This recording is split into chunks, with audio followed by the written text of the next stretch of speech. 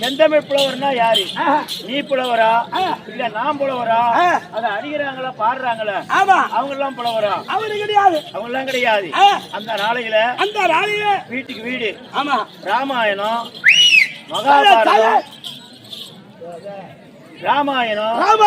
மகாபாரதம் மகாபாரதம் சிவபுராணம் ஒவ்வொரு புக்கு இவ்வளவு பெருசு இருக்கும்.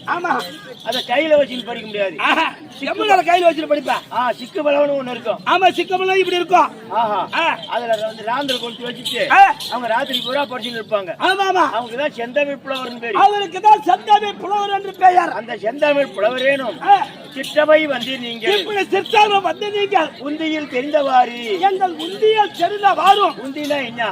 இந்த தோப்புல கொடிக்குதா? ஆமா, அதுக்கு பெயர் தான் உந்தியில் சொல்வார். இந்த வார்த்தையெல்லாம் கணித்தா வெளியே வருது. இருக்கட்டும், பெருமா கோயில் ஆணையாட்டம் இதுக்கு பாரி காட்டுறோம். உந்தியில் தெரிந்தவாறு உந்தியில் தெரிந்தவாறு உகந்திடும் நாடகத்தில்